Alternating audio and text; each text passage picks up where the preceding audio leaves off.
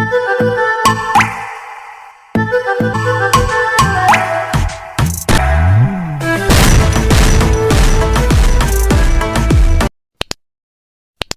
Guys जी, तो कैसी है मेरी यूट्यूब फैमिली जी। तो अभी आई हूँ इंस्टा को ड्रॉप करके, तो देखा है बच्चा मेरा खुद ही कार्टून लगा के बैठा है, एंजॉय कर रहा है। और जी मैं तो आज स्टेटवे किचन में आ गई हूँ क्योंकि I am starving because because मेरी कज़न आई थी रात को और वो लाई थी मेरे लिए साग। और एंड देन रात को कैसे मैंने गुजारा किया क्योंकि रात को मेरा इतना ज़्यादा हेडिक हो रहा था, इतना ज़्यादा हेडिक हो रहा था, मुझे ऑल डे हेडिक रहा था, ऑल डे नहीं हाफ डे। तो फिर मैंने आज जल्दी जल्दी सुबह उठ के ही आटा गूंद दिया था। और अभी मैंने सोचा कि क्यों नहीं साग और पराठा तो होना चाहिए। क्यों लास्ट नाइट मैं सो गई थी जल्दी भी, बल्कि तो दिल नहीं था बिल्कुल आटा गूंदने का। की रीज़न क्या थी वो भी आगे चल के बताऊंगी। अभी पराठा बना रही हूँ तो उसी बारे में बात कर लेते हैं। अच्छा क्या बात है ना, ये भी वाकई में सब बहुत ज़्यादा बुरा हुआ था कि मुझे 3 वीक्स हो गए हैं। और मम्मा से मेरी बात हुई ऐसी अचानक, तो कह रही हैं ये देखो फ्रिज मेरे 2 बॉक्सेस साग के पड़े हैं, ये वो मीन मेरा भांजा आए तो मैं उसे तुम्हें दे तुम्हारे लिए रखा है मैंने, ये वो किसी को भेज दो ले जाए। तो उन्होंने साग वगैरह पराठा खाया तो मेरा इतना दिल किया देख के, इतना दिल किया आप यकीन जाने। और तब से 3 वीक से मैं ट्राई कर रही थी कि मुझे साग मिल जाए, साग मिल जाए। और शॉप से हमारा जो एशियन स्टोर है वहाँ से बहुत चेक किया, यहाँ तक कि हस्बैंड सुबह सुबह भी जाते रहे, नहीं मिला। और फिर कॉल भी करते रहे कि आज आया है, नहीं आया, कहते नहीं आज का साग नहीं मिल रहा है, बहुत मुश्किल है। तो फिर मैंने कज़न से भी पूछा कि हाय यार मुझे बता दो कोई ऐसा स्टोर है जहाँ से साग मिल जाए। बहुत ज़्यादा दिल था कि ज़ाहिर है विंटर में एक दफ़ा तो साग होना ही चाहिए ना। जो कि विंटर की सौगात होती है। फिर 2 दिन पहले ही मम्मा से बात हुई तो कह रही बेटा क्या खा रही हो, तो मैंने कहा मम्मा बॉयल एग्स एंड टोस्ट। मम्मा हंसी, मम्मा कहती हाय अल्लाह बेटी पराठा कब खाना है और साग कब खाना है। वो कसम से मेरा इतना दिल दुखा कि मुझे ही साग नहीं मिल रहा। अब मैं बनाना चाह रही हूँ तो मुझे अब साग ही नहीं मिल रहा है, किसी भी स्टोर से साग नहीं मिल रहा है। फिर ये कि रात को कज़न देगी तो मैंने कहा आज मैं पराठा बनाती हूँ और मम्मा को दिखाती हूँ, ले जी हम भी पराठा खाते हैं। क्योंकि काफ़ी टाइम से मैंने पराठा भी नहीं खाया था, आई थिंक दिसंबर में खाया था। तो मैंने सोचा कि पराठा बनना चाहिए साग के साथ। और इसके साथ ही क्योंकि कज़न फिर रात को साग देगी थी तो मैंने कहा सुबह फिर मैंने उठ के जल्दी जल्दी से आटा गूंदा। मैंने कहा नहीं आज पराठा खाना है। तो बस यहाँ पे चाय वगैरह भी कड़क मैंने रेडी की है और कड़क चाय काफ़ी डेज़ के बाद मैंने बनाई है एक्चुअली। रात पता क्या किया मैंने, वहाँ आगे छुपा के रख दिया पीछे ना कि हस्बैंड को नज़र ना आए, ये ना वो स्पून के साथ ही खा जाए। तो इस तरह। और कज़न बता रही थी कि देसी जो पाकिस्तानी साग होता है वो भी आता है और इंग्लिश साग भी होता है। मैं कहा मुझे तो यार ये नहीं पता। वो कहते सुबह सुबह अर्ली जाना पड़ता है 9 o'clock तभी तुम्हें मिलेगा। तो अब मैंने सोचा अब तो मिल गया साग, देखते हैं, क्योंकि मुझे था कि एक दफ़ा मुझे साग मिल जाए उसके बाद मुझे तलब नहीं रहेंगी। वो कहते हैं ना कि क्रेविंग हो रही होती है किसी चीज़ के लिए तो वो मिलती नहीं है। तो इसके बाद देखूंगी कि बनाती हूँ कि नहीं। अभी तो साग की इतनी मज़े की खुशबू आ रही थी, इतनी मज़े की, मैं कह रही थी नहीं नहीं नहीं, एक पराठा मेरा और एक उबैदुल्ला का, ये अभी प्लेंटी और होना चाहिए था जी। तो गाइस ये बन गया मेरा जी पराठा एंड साग जिसका मुझे बहुत दिनों से वेट था। और आज तो मैं मम्मा को हैप्पीली बता सकती हूँ, हाँ जी मम्मा आज मैंने साग पराठा खाया है। देसी नाश्ता ज़रूर होना चाहिए विंटर में ना, वंस और ट्वाइस तो ज़रूर होना चाहिए। चले जब भी मैं और वैगला कर लेते हैं ब्रेकफास्ट, फिर बाद में बहुत सारे काम करने हैं तो उसके लिए ब्रेकफास्ट ठीक है। बहुत मज़े की खुशबू आ रही है, बहुत ज़्यादा। बदला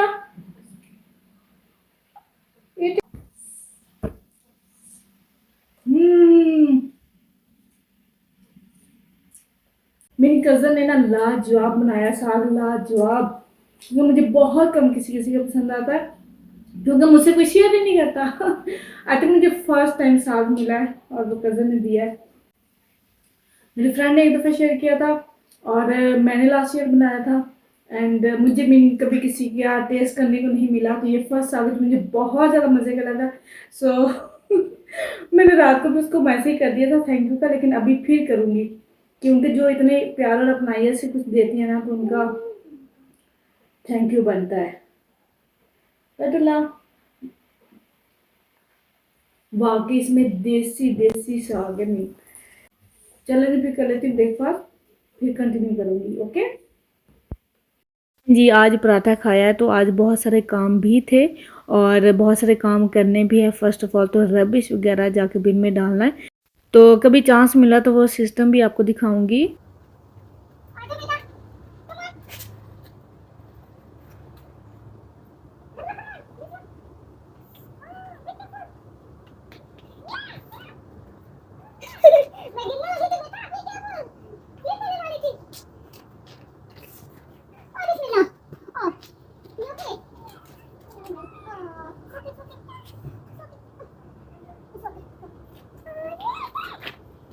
जी तो आज ना मैंने ये वाला थोड़ा सा एरिया क्लीन करना है ना, तो मेरे पास क्या है कि मेरे पास ये क्लीनर फिनिश हो गया था, दूसरा है लेकिन वो मैं इन क्लीनिंग के लिए यूज़ नहीं करती हूँ। तो बेसिकली जो ये है ना ये बोतल है और इसके अंदर मैंने वाटर, वाटर के अंदर थोड़ा विनीगर, थोड़ा सा वो नहीं होता है हाँ बेकिंग सोडा, वो मैंने ऐड किया और इसको मैंने बना लिया है। तो बस इसी के साथ क्लीनिंग करना है मेरे बच्चों, राजू बैदला मेरी हेल्प करेगा।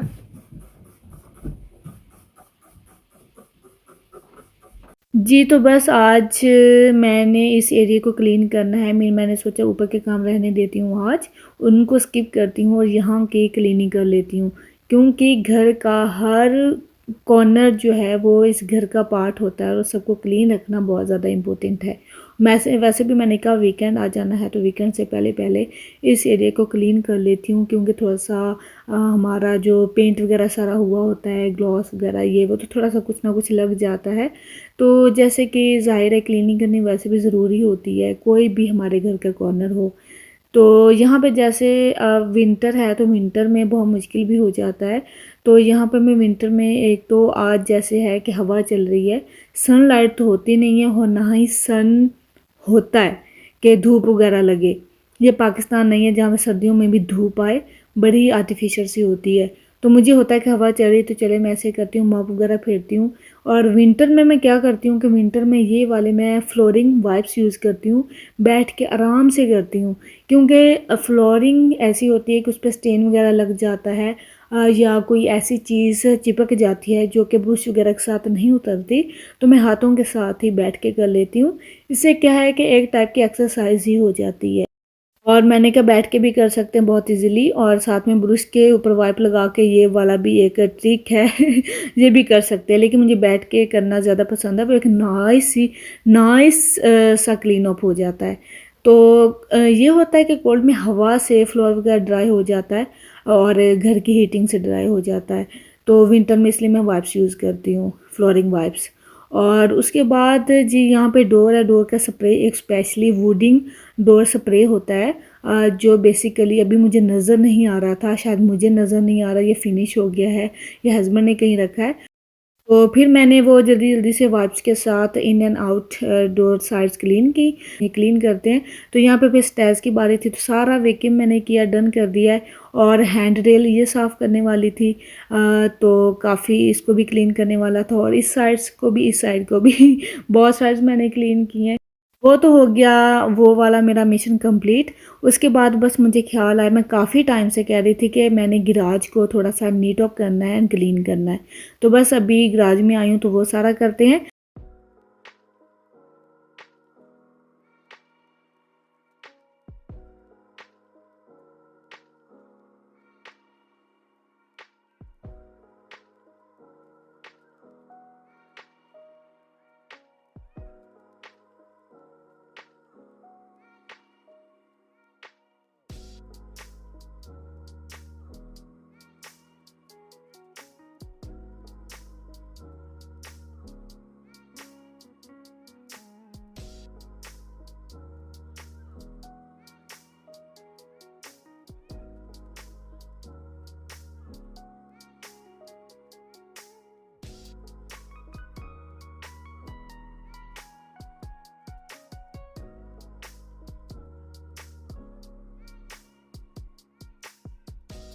देखिए ये मेरा याद आया, मैं शुरू शुरू में जब यहाँ पे आई थी मैंने जिम ज्वाइन किया था जनाब, जब शुरू स्टार्ट में आई थी बोर हो जाती थी और ये क्या करना है क्या नहीं, फिर मैंने जिम स्टार्ट कर लिया था।